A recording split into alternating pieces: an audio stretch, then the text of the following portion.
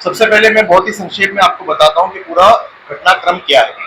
पिछले साल 2025 में जब स्कूल चालू हुई थी, उसके बाद में बहुत से पेरेंट्स की शिकायत हमारे पास आ रही थी कि स्कूल के अंदर महंगी किताबें उनको दी जा रही है। स्कूल महाराष्ट्र साथ साथ ऐसी भी स्कूल थी जो महाराष्ट्र से एफिलिएटेड थी, CBSE based school, international school, global school. ये नाम महाराष्ट्र स्टेट बोर्ड की स्कूल्स को लगाना अलाउड नहीं है, क्योंकि ये भ्रामक है। लोगों को लगता है कि ये सीबीएसई या इंटरनेशनल स्कूल। इसको देख करके हमने 1 दिसंबर 2025 को, तारीख याद रखिएगा, 1 दिसंबर 2025 को हमने शिकायत दर्ज कराई डायरेक्टरेट ऑफ एजुकेशन को और एजुकेशन के सभी डिपार्टमेंट के अंदर। उसके बाद 15 तारीख को हमारे को रिप्लाई आया कि जितनी भी महाराष्ट्र स्टेट बोर्ड की स्कूल्स है, ये आपके साथ में शेयर कर दिया जाएगा सम्राट, जितने भी महाराष्ट्र स्टेट बोर्ड की स्कूल्स हैं, वो स्कूल्स इंटरनेशनल, सीबीएसई, ग्लोबल जैसे नाम नहीं लगा सकते। ये आने के बावजूद भी कौसा के अंदर एक स्कूल है जो एक बहुत बड़ा बैनर लगा कर रखा हुआ था जिसपे ग्लोबल लिखा हुआ था। आप लोग को याद होगा, वहां पर लगा हुआ है वाई जंक्शन के पास में। उसके बाद में हमने वापस से कंप्लेंट किया तो 12 फरवरी को फिर से हमारे पास ये आया, ईमेल आया डायरेक्टर ऑफ एजुकेशन की तरफ से कि ये नहीं लगा सकते। इसके अंदर स्कूल का भी नाम मेंशन किया हुआ है, कौन सी स्कूल है जो इस्तेमाल करती हैं पूरे महाराष्ट्र के लिए।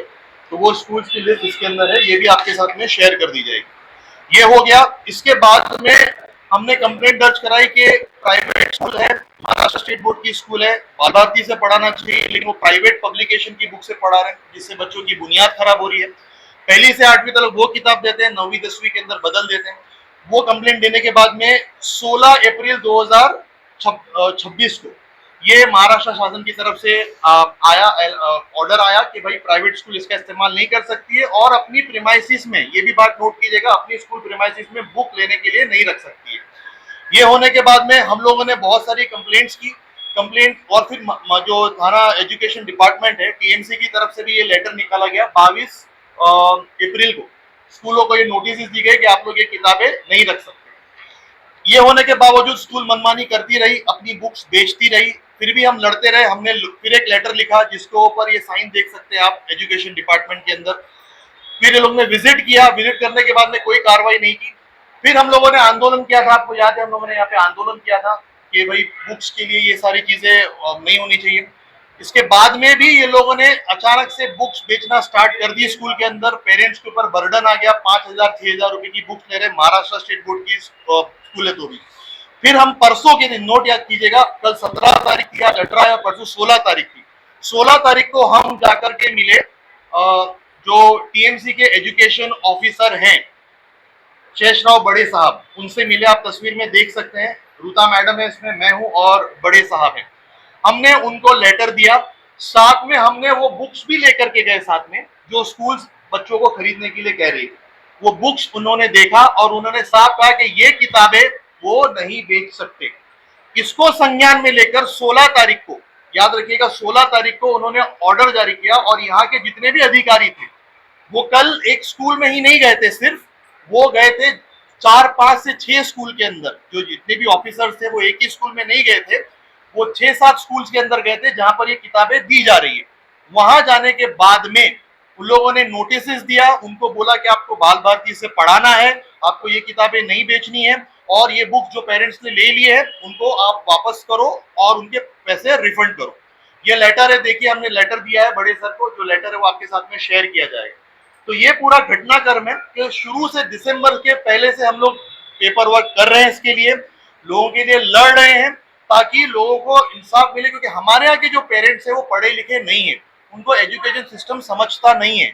महाराष्ट्र स्टेट बोर्ड की स्कूल है, उसको बाल भारती से पढ़ाना चाहिए या एनसीईआरटी या एससीईआरटी की बुक से पढ़ाना चाहिए, ऐसी प्राइवेट पब्लिकेशन की बुक से नहीं पढ़ाना चाहिए। लेकिन अल्हम्दुलिल्लाह रूता मैडम का साथ था, आप सबका साथ था, आप सब ने हमारा साथ दिया।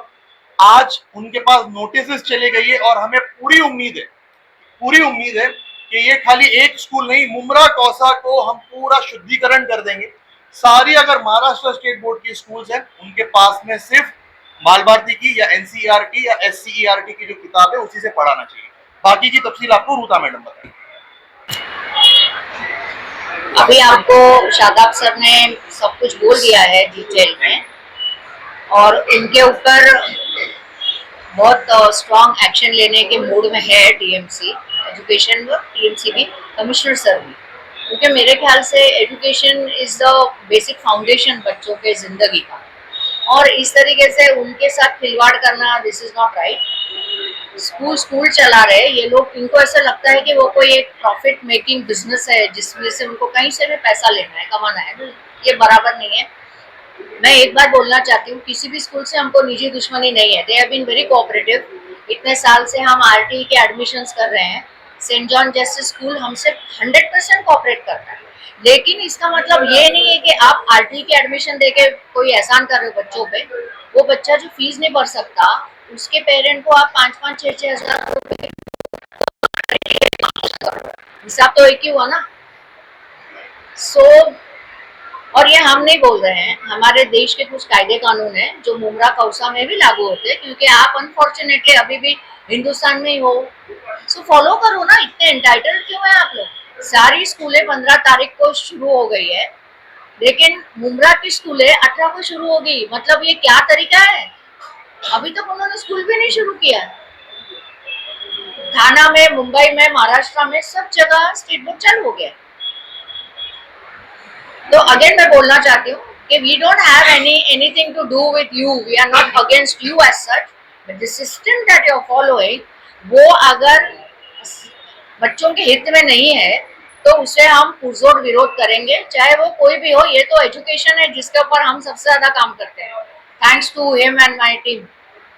अभी उनको नोटिस दिया है, अभी मैंने उनके जो कमिश्नर एजुकेशन उनसे बात की थी, उन्होंने मुझे 1-2 बातें बताई है, पर मैं यहाँ उसको रिवील करना अभी मुनासिब नहीं समझ रही हूँ।